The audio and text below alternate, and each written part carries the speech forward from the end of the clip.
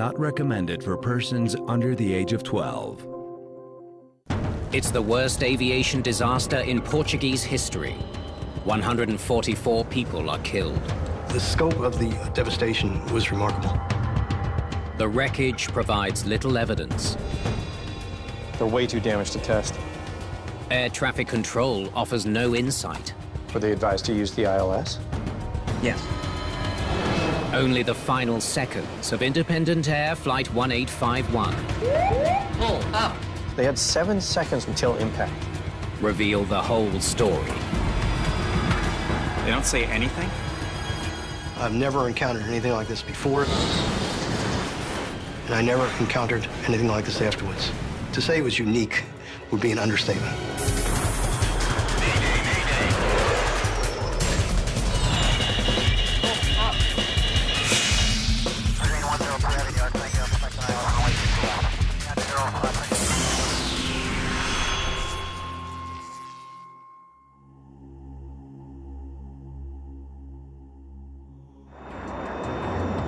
Independent Air Flight 1851 cruises above the Atlantic Ocean. There are 137 tourists on board the American charter flight. Santa Maria Independent Air 1851 requesting Met report. Less than 30 minutes before landing, the crew prepares for descent. 1851, wind 260, 14 knots. 34-year-old flight engineer Jorge Gonzalez checks the weather ahead. He's a U.S. Air Force veteran with a sterling reputation. 41-year-old Captain Leon James Doherty is also from the military and has been flying jetliners for almost a decade. Let's request descent. Santa Maria Control, Independent Air 1851 would like to descend. 36-year-old First Officer Sammy Adcock just started with Independent Air 2 weeks ago. Independent Air 1851, clear to descent to flight level 40. Cleared to flight level 40, Independent Air 1851.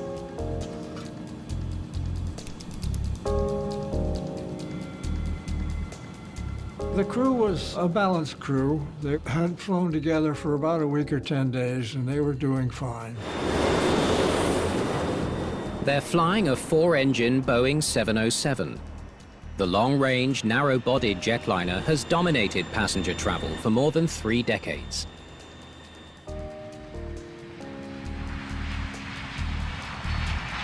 It wasn't a modern jet at the time. It was 21 years old, but it was well maintained within all the safety regulations. Today's flight from Bergamo, Italy, will refuel at Santa Maria, an island in the remote Azores, before continuing to its final destination, Punta Cana, in the Dominican Republic. Santa Maria was a popular destination for refueling because of its location in the Atlantic. It's a small island with a large mountain in the center. That mountain is called Pico Alto. At almost 2,000 feet, Pico Alto, or High Peak, is the highest point of a mountain range stretching across Santa Maria.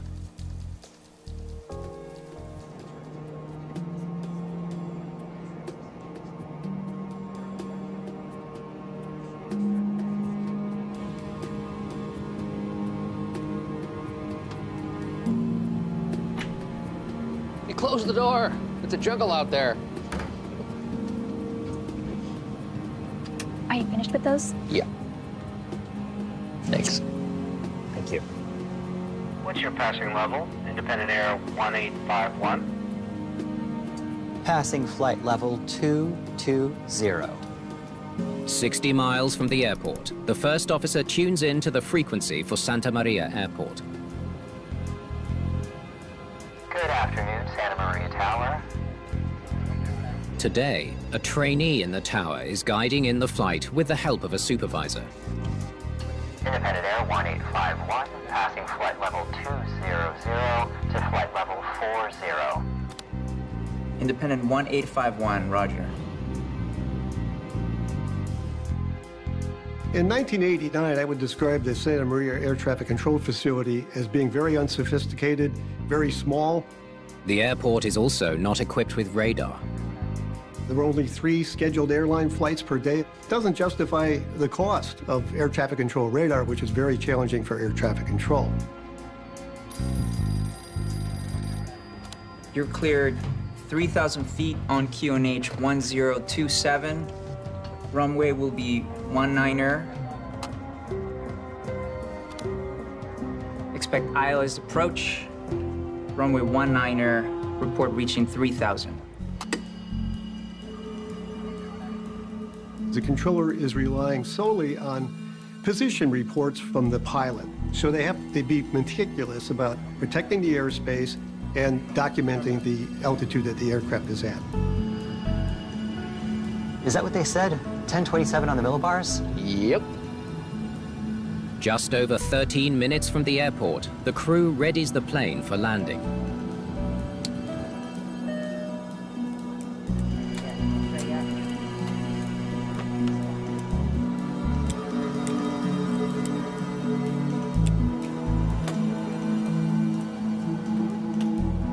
Seatbelts and shoulder harness.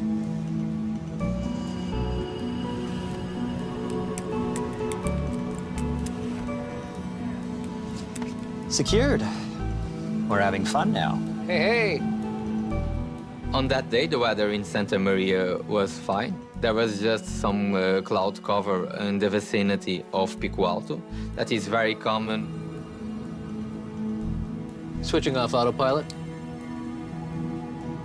The captain takes control of the aircraft. The captain would likely be hand flying the airplane to get comfortable controlling it.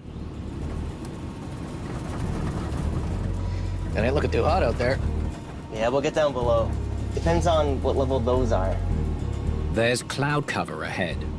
If conditions get worse, the crew will have to make the approach using only their instruments for reference. Okay, I'm gonna go ahead and put the ILS in on my side. Okay. ILS, or Instrument Landing System, is a navigation system that provides vertical and horizontal guidance to the runway. That means that he can fly in clouds until he gets onto final approach. It's always better to have help. 35 miles from the airport, the coastline of Santa Maria comes into view. When approaching from the east, you will see some big cliffs, some green, a lot of green. Where's the airport? It's on the other side of the island. As they approach the island, an alert in the cockpit tells the pilots that they are 500 feet above their selected altitude. 400 to go. Don't know if we're gonna get visual or not here.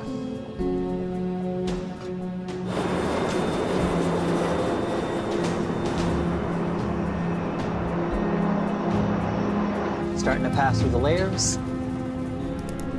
As they cross the coast of Santa Maria, weather conditions worsen.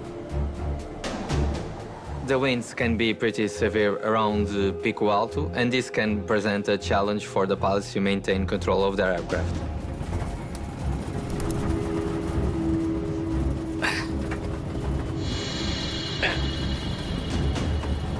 Can't keep this damn thing level.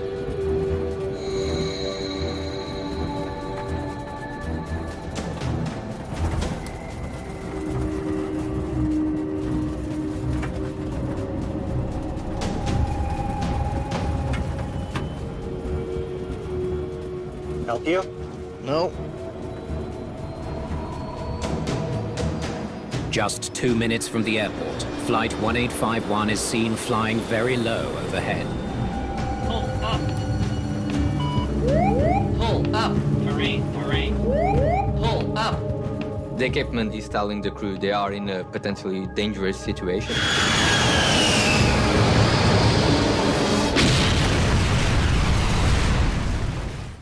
We are reaching the limit of what Earth can cope with.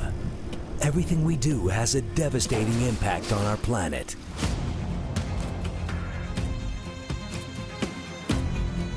And every little action we can take to protect it is critical. Join our explorers as they discover what we can do to help preserve our home. See how we can change the world in our special programs. Planet Possible, Saturday at 9 p.m. on National Geographic.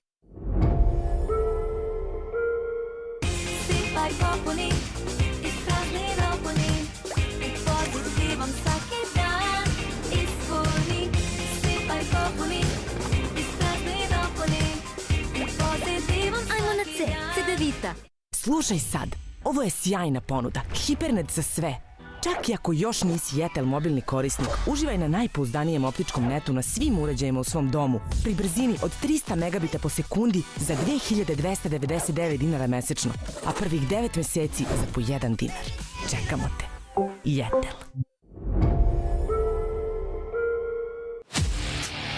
Let the games begin. I gotta get ready.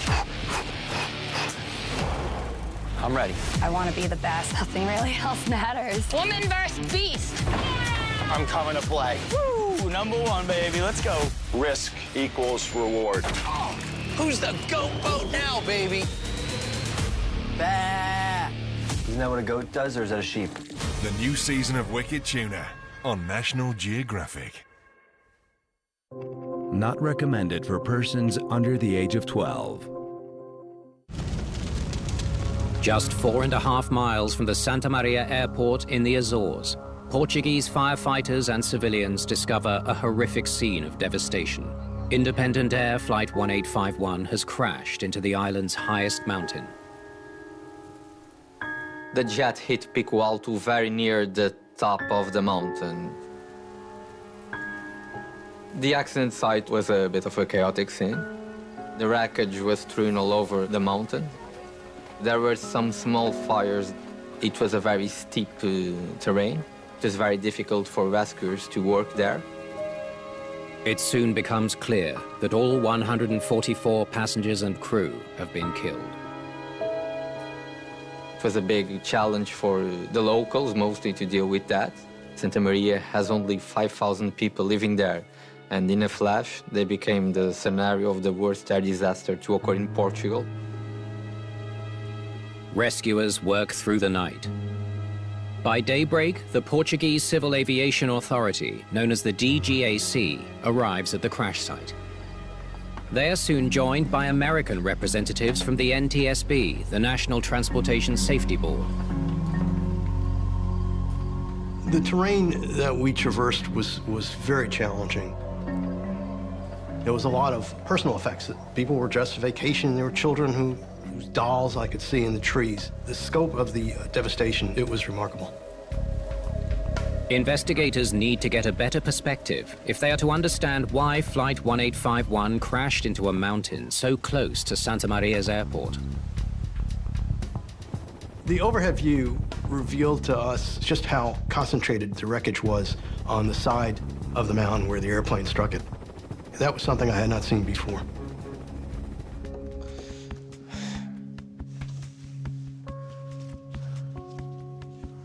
So this is the flight path. The plane impacts the east side of Pico Alto.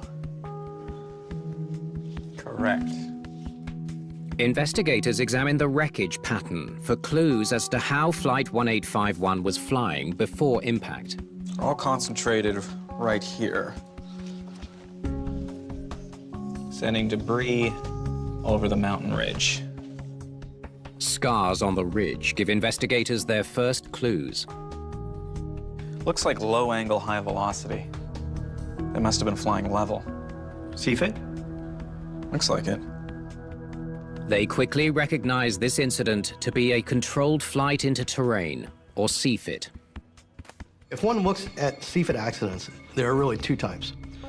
One where an airplane descends prematurely, the other where it hits the side of a mountain. They must have known about the mountains. What was the altitude where they hit? 1,795 feet. And Pico Alto? What does the Jeppesen chart show? It's listed as 1,936 feet. Pico Alto is clearly identified on the Santa Maria approach chart. So, they struck the mountain 140 feet below what was listed on their chart. What were they doing so low? The possibilities were, one, the crew was off course. Two, there was an altitude error. It was our job to find out which of those would explain the accident. What's the minimum sector altitude? 3,000 feet. The minimum sector altitude is at least 1,000 feet above all terrain within 25 miles of the airport. There's plenty of room. According to the company's operations manual, there should be at least 2 Jeppesen charts on board the plane at all times. They had to have known. Yeah. This was the question. I mean, why did these guys descend so low when they knew by the charts that the minimum altitude was 3,000 feet and there was a mountain there? So, this was the last flight of the day? Yes, it was. What was the minimum sector altitude you gave them? The team turns to the air traffic controller for insight into why the aircraft was flying below 3,000 feet. 3,000 feet. You're sure? Yeah, I even made a note of it on my flight strip. He was perfectly calm. He had a normal behavior. He thought he had done a good job. Were you the only controller on duty at the time? My supervisor was also there. It was such a slow airport. It was certainly not unusual for a supervisor to provide on-the-job training for an air traffic trainee. What was the weather like?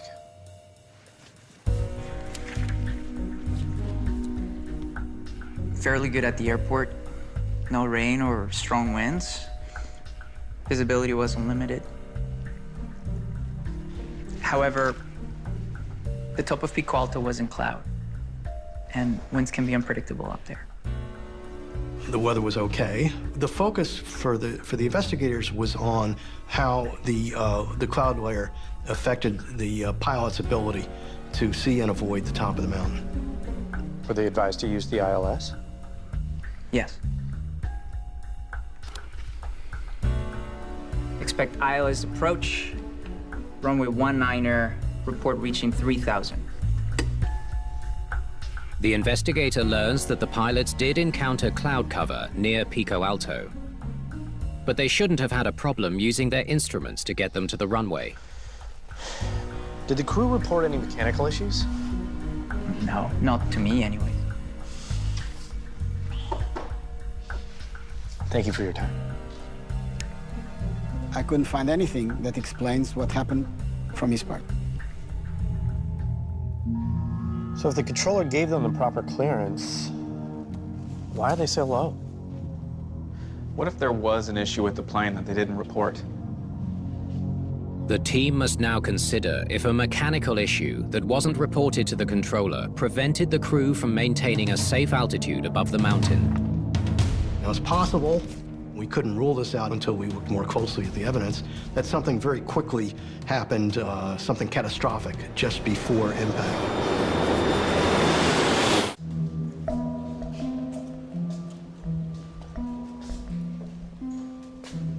Is this everything? So far. Investigators are looking for clues in the wreckage of Flight 1851 to explain why it descended below minimum altitude and crashed into a mountain on Santa Maria Island. Let's start here. Could a malfunctioning engine have forced the aircraft below the minimum safe altitude? It says here the jet had less than 45,000 hours in the air with 7 service bulletins over the last 6 years. Any issues? No. In 1983, Engine 2 had suffered turbine failure. Looks like it was repaired. It's full of wood and dirt. A quick examination provides an answer. There's nothing wrong with these engines. Engines that are generating power at impact, if they hit a field of trees, will ingest part of the vegetation into the engines, and that will bring the engine fan blades to a stop. And that's what happened here. Engines that are not turning, that are not working, won't do that. What about the altimeter? If the altimeters were malfunctioning, the crew might have believed they were flying higher than they actually were. Hi. Thank you. Look, way too damaged to test. What do the service records say? They were last calibrated 4 months ago. No problems. It's another dead end. Maybe the altitude alert survived. Let's take a look.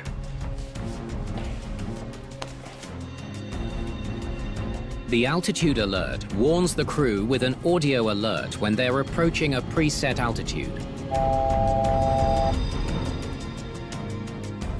Hang on. Is this it? Yeah, that's it.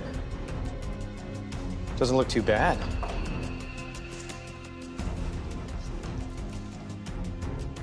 Yeah, check this out. The altimeter alert's set to 2,000. Investigators discover the altitude alert was set for 2,000 feet, not the required altitude of 3,000 feet. I remember this shocked all of us. We just couldn't believe it, how that could happen. Why would the altimeter alert be set to 2,000 when the controller gave them a clearance of 3,000? Maybe the controller remembered wrong. Let's check the tapes. ATC recordings gives you what's exchanged during the different phases of the flight. So you can confirm absolutely what was said, either contacting the plane or inside the ATC. Good afternoon, Santa Maria Tower. Will the air traffic control audio recording confirm what the trainee told investigators? Independent 1851, roger. You're clear to 3,000 feet on QNH 1027. Runway 19er. Expect ILS approach. Runway 19er, report reaching 3,000. Stop there. He said it. Twice. The control tower recording confirms that the controller gave a 3,000-foot clearance. Listening to the clearance did not explain the 1,000-foot error in the altimeter alert. We needed to listen to the CDR. Take it from the point where they first contact the controller. Investigators now listen to the cockpit conversation to determine why the crew descended below the 3,000-foot minimum sector altitude given by the controller. Good afternoon, Santa Maria Tower. Independent Air 1851, passing flight level 200 to flight level 40. That's the first officer. Independent 1851, roger. You're clear to 3,000 feet on QNH 1027. Clear to 2,000. Did the first officer just say 2,000? Go back, play it again. Clear to 2,000. Investigators wonder why the first officer misheard the altitude clearance as 2,000 feet instead of 3,000 feet. Maybe he heard 3,000 and mistook it for 2,000. It's possible. It looked to us that perhaps the word 3 never was listened by the first officer. So the first officer only listened, you're clear, 2,000. Not 3,000, but 2,000. So he never heard the word 3. The CVR recorded the first officer reading back an incorrect clearance. It was very puzzling to us when we heard the CVR why the crew did not act. It was clear that that wasn't given much credence. The controller should have corrected him too, but doesn't. Why? And that's an important part of this accident investigation. We couldn't figure out why the air traffic controller did not correct the first officer. Hang on a second. The first officer's readback of 2,000 feet isn't in the controller's transcript. So he never heard it? How is that possible? We couldn't figure out how they could miss each other. It was inexplicable. Tunnels, bridges, skyscrapers, the world's most amazing structures. That is unbelievable. Look at the size of it. We're building impossible. I'm Daniel Ashfield, searching the globe for the longest, highest, biggest engineering structures. That is huge. Ever attempted. Adrenaline's pumping. Nothing is impossible. The brand new series, Building Impossible with Daniel Ashfield on National Geographic. Slušaj sad, ovo je sjajna ponuda, hipernet za sve. Čak i ako još nisi Jetel mobilni korisnik, uživaj na najpouzdanijem optičkom netu na svim uređajima u svom domu pri brzini od 300 megabita po sekundi za 2299 dinara mesečno, a prvih 9 meseci za po 1 dinar. Čekamo te. Jetel. Život je večito stvaranje. Uzbudljiv, dinamičan i lep. Život je najbolja priča. Poseti pandorashop.rs i izaberi nakit za svaku priču.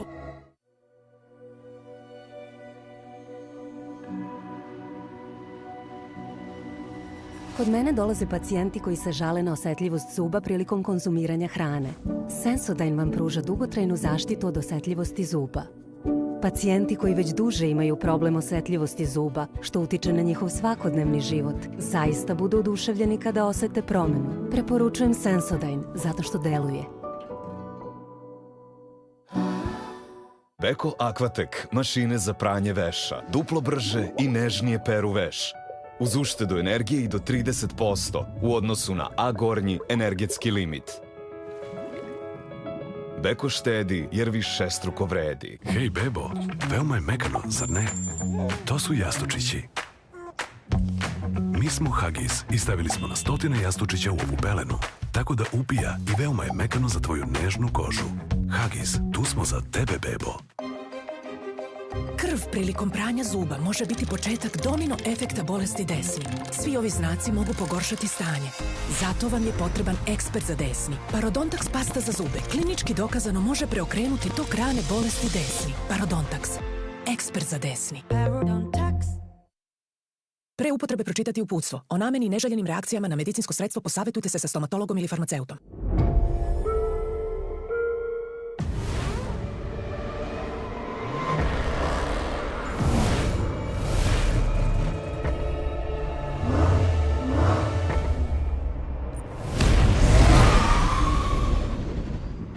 From McLaren to Ferrari, we lift the hood on some of the most famous supercar creators in the world as they redefine their legacy. Who will win the race to lead the electric age? The new season of Ultimate Supercar on National Geographic. Not recommended for persons under the age of 12. All right, so the first officer mishears the altitude. He reads it back to the controller as 2,000 at 1356.59. Investigators compare the conversations between the controller and the first officer of Flight 1851 to better understand why there was miscommunication between them. What does the controller say next? Well, he repeats the clearance by saying, expect ILS approach, runway 19er, report reaching 3,000. That's it?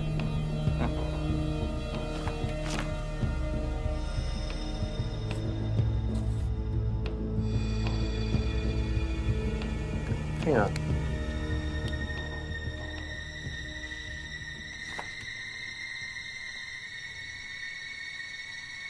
They were talking at the same time. Yeah. They canceled each other out. It's a troubling realization, an overlap of communication between the tower and the pilot. Passing flight level 200 for flight level 40. You're clear to 3,000 feet on QNH 1027, runway 19er.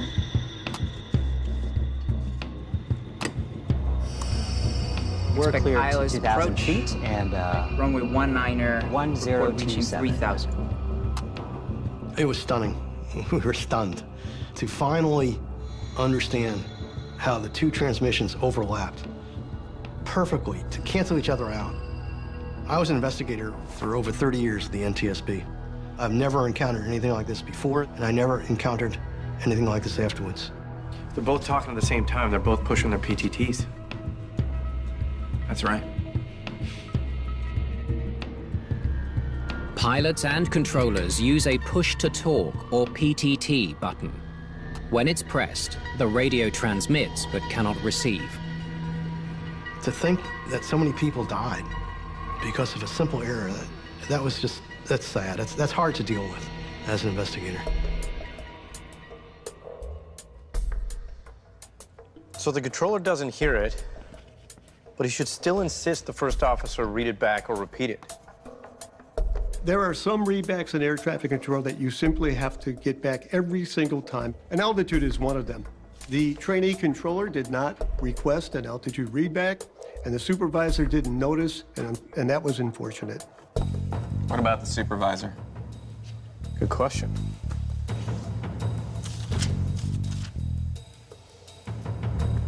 According to the controller, she was there. Maybe she was busy with other things? Possible. Investigators wonder if the supervisor monitoring the trainee during the approach clearance was somehow distracted. Check this out. According to the phone record, she took a call during her shift.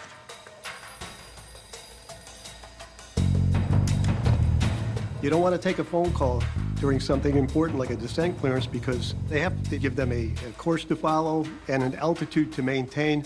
Really important stuff that you cannot possibly miss.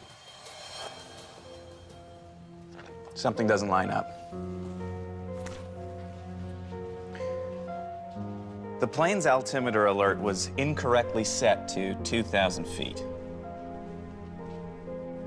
Even at that altitude, they would have cleared the ridge by some 200 feet. Yeah. We still had to explain why the airplane struck the mountain 200 or so feet, even further below the altitude that they were trying to maintain. Something had to explain that. What else affects altitude? QNH.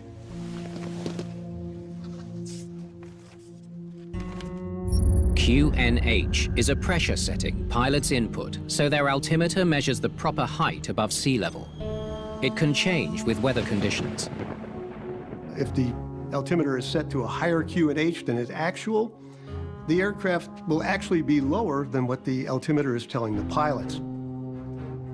It says here they were given a QNH of 1019 at 1:44 p.m. Then they were given a reading of 1027 at 1:56 p.m. Okay. So it changed 8 millibars in 12 minutes? Could that be right? Check the weather reports. For an 8 millibar change to occur in 12 minutes would be something that may occur during a hurricane or something like that. I don't see anything that would make that possible. So how much would they drop with an 8 millibar increase?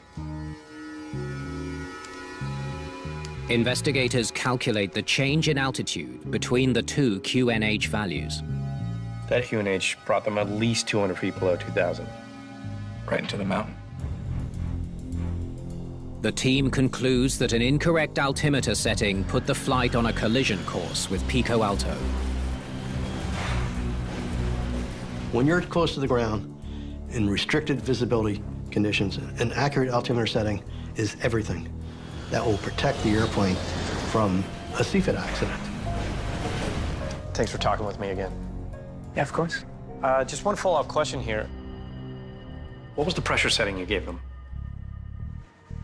Investigators conduct a second interview with the controller to understand why he gave two very different QNH settings to the pilots.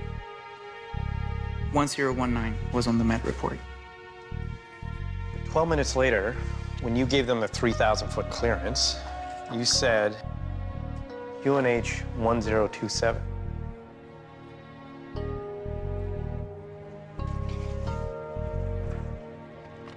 I asked the controller directly about the QNH he had given to the plane, and he couldn't explain why he had given that QNH at all. In my view, it's just he didn't notice he was giving the wrong information.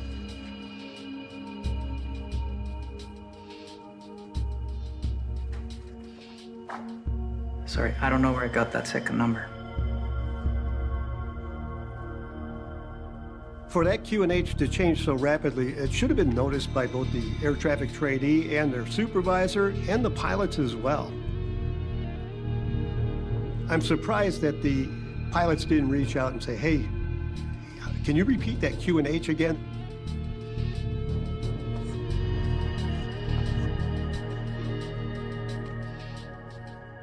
After the first officer gets the minimum descent altitude wrong, he questions the QNH. Is that what they said? 1027 on the millibars? Yep. He was right to question it. But the captain just dismisses it, thank you. And the first officer just accepts it. Because of the different experience levels, because of the prominence and assertiveness with which the captain said it, shut off any discussion, when in fact there should have been. Makes me wonder what else these guys missed.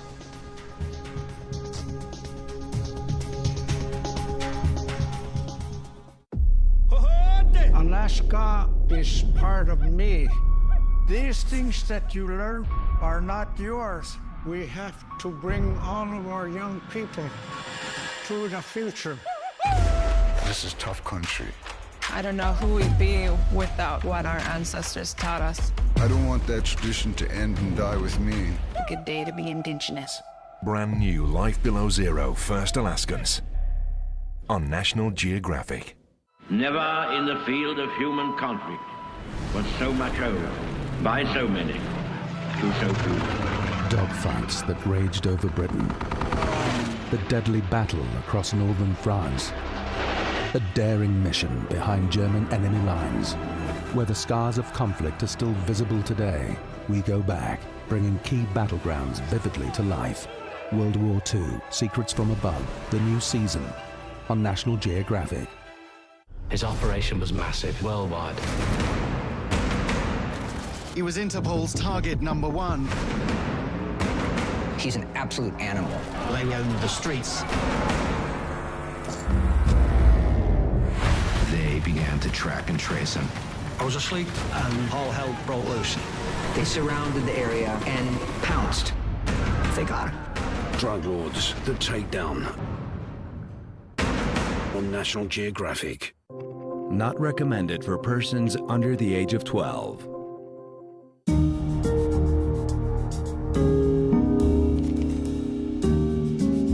Yeah, let's play the tape. Investigators return to the cockpit voice recording to learn how the crew of Independent Air Flight 1851 allowed so many errors to accumulate on approach to Santa Maria.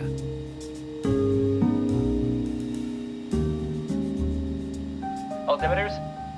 Set and cross-check. Set and cross-checked. Seatbelts and shoulder harness. Secured. We're having fun now. Hey, hey! That's it? Stop the tape. They discover the pilots missed important steps on the checklist. They don't even mention the minimum descent altitude. Or Pico Alto, here.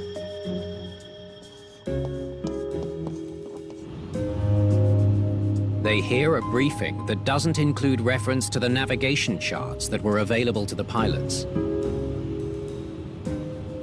Had they done the approach briefing and reviewed the information and articulated the information as required, it's highly unlikely, in my opinion, that they would have struck the mountain.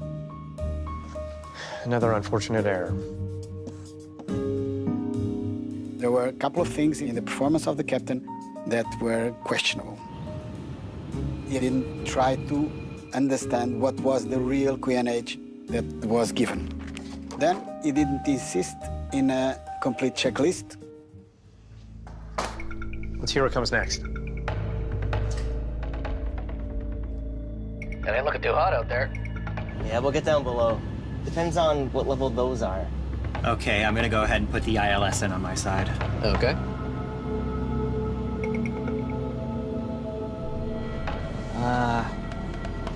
After 2,000, yeah, we'll get below these clouds. Stop. Right there, 2,000 again. The captain says nothing and descends to 2,000. Why? The captain is ultimately responsible as the pilot in command, but each crew member failed in that respect. Play the tape. 1,000 to go. 1 to go. Wow, look. There's the island. Stop it. Who is that? Investigators hear an unknown female speaking in the cockpit on approach into Santa Maria. She appears twice over 16 minutes, starting when they begin their descent. The flight attendant, maybe. But what is she doing there? I don't know. That's not what I call a sterile cockpit. And the captain lets it happen. The captain violated the sterile cockpit rule, which bans non-essential conversation in the cockpit below 10,000 feet.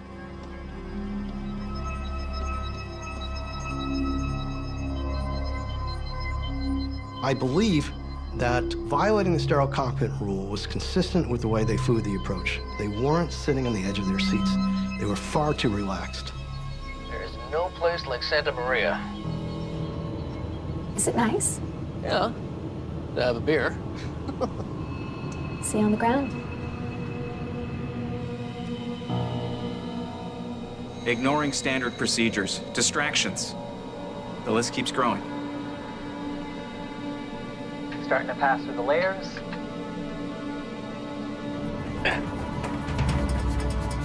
Can't keep this damn thing level. Help you? No. Pull up. Pull up. Pull up. Pull up.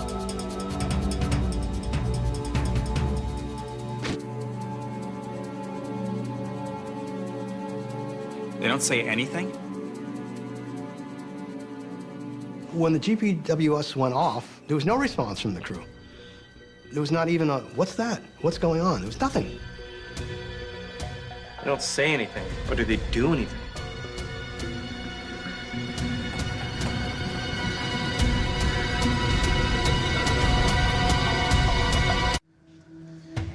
Thank you. So this is the plane's descent approaching Santa Maria. Investigators examined the flight data to determine how the pilots responded to the ground proximity warning. So they're descending at about 2,500 feet per minute. They level off here, and the GPWS goes off here. And they crash about 7 seconds later. No reaction. No change in altitude. The data shows there were no inputs from the pilots to recover the aircraft. It's like they ignored the alarm. When the GPWS goes on, you apply maximum power, climb at the maximum rate, and get the heck out of there. 7 seconds. They had 7 seconds from the first warning until impact. They could have climbed over the mountain in that time had they done what they should have done. And they didn't do that, and we couldn't figure that out. Pull up. Why didn't the crew respond to the warning? Surely the crew was trained to respond to the ground proximity warning. Investigators closely examined the training manuals for independent air.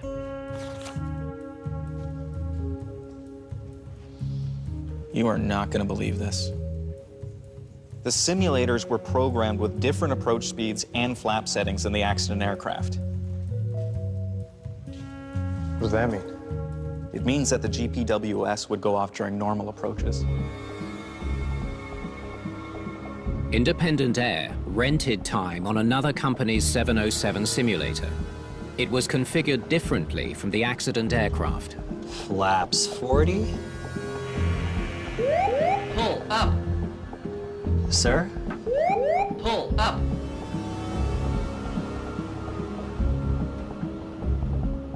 By training the crew to ignore the GPWS in the simulators, they gave the crew the message to ignore the GPWS in the airplane. I can't believe how many things went wrong. Investigators conclude that by avoiding any one of the minor errors, Flight 1851 would have cleared Pico Alto, preventing the deaths of 144 people. It all starts with the first officer mishearing the minimum sector altitude. Independent 1851, roger. You're clear to 3,000 feet. Cleared to 2,000. Make it 3. If the first officer had referred to his charts, Roger. Good catch. the altitude alert would have been set at the proper elevation, and the aircraft would have cleared the mountain by more than 1,000 feet. Same result if the air traffic controller had asked for a reback. Independent Air 1851. You're clear to 3,000. I say again, report reaching 3,000. Over. Or if the captain kept a sterile cockpit. After 2,000... Yeah, we'll get below these clouds. Wow, look. There's the island.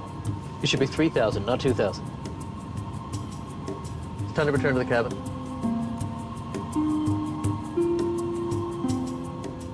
You cannot be inattentive, especially in the last period of the flight. Even with all those mistakes, if the trainee controller had given them the proper altimeter setting? You're clear to 3,000 on QNH 1027. Correction.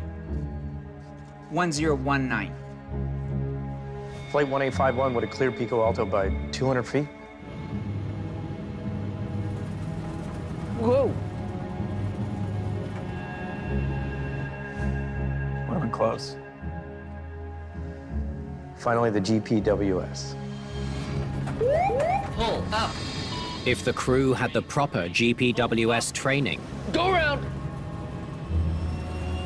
they would have had one last chance to avoid hitting the mountain.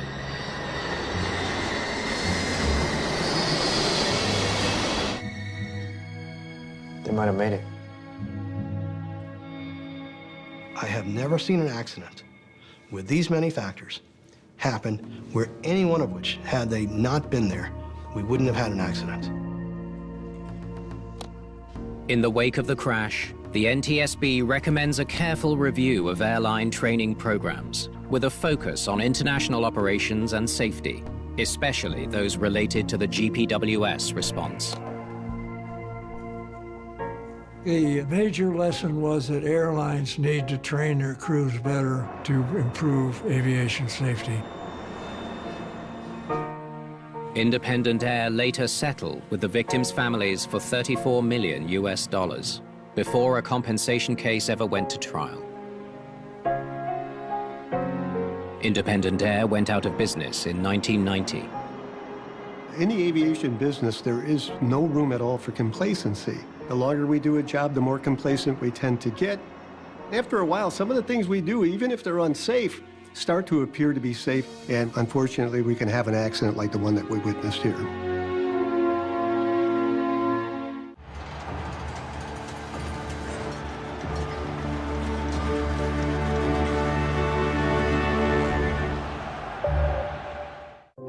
Not recommended for persons under the age of 14.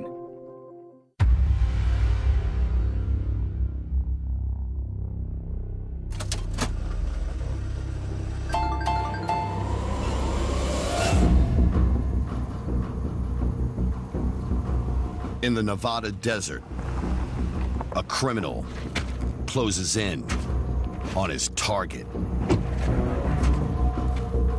Bim, I'm in town. Where are you at? Did you bring your stake money? Excellent. I'll see you in 30. That was my partner. He's in town. We're ready to go to work.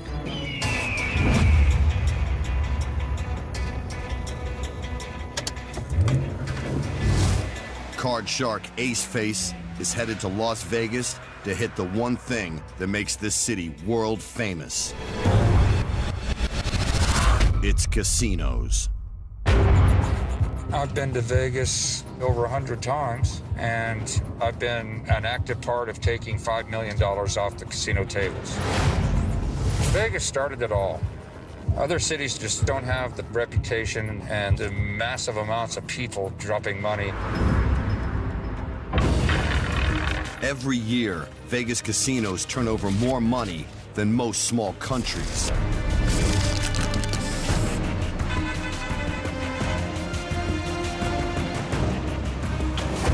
This enormous cash-rich business is a beacon for criminals, thieves, cheats, working girls, and gangsters from across the nation. This is my friend Louis. His last name is Slugger.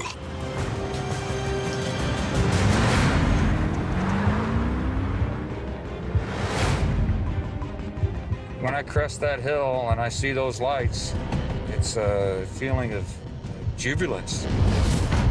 You want to get out there and hit those casinos. It's a gold mine.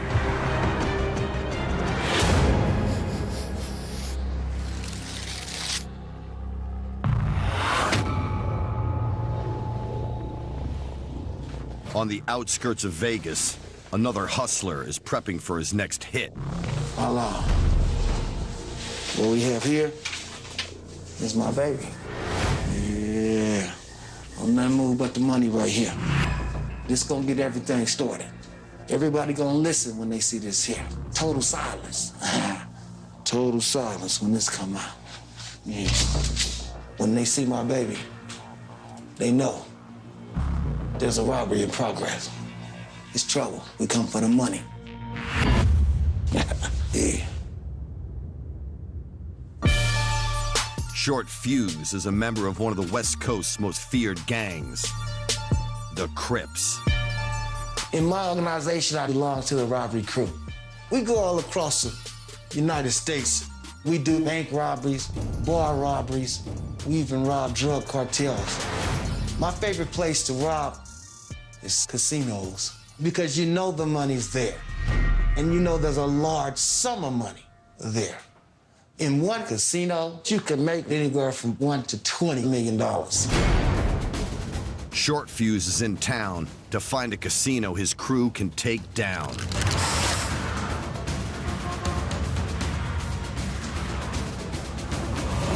We would go with anywhere from 5 to 10 guys.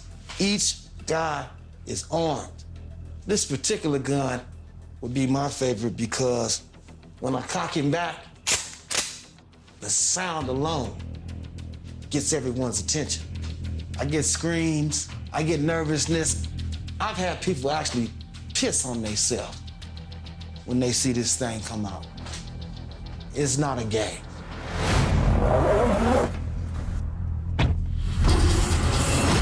But finding the right target takes careful planning. We put a lot of work in identifying the right casino. Sometimes it could take anywhere from 3 to 6 months. We look at security schedule, how often Metro stops by, how much money is actually on the floor, how many security guards will there be, if we can turn someone who works inside the casinos, and the main thing is getaway routes.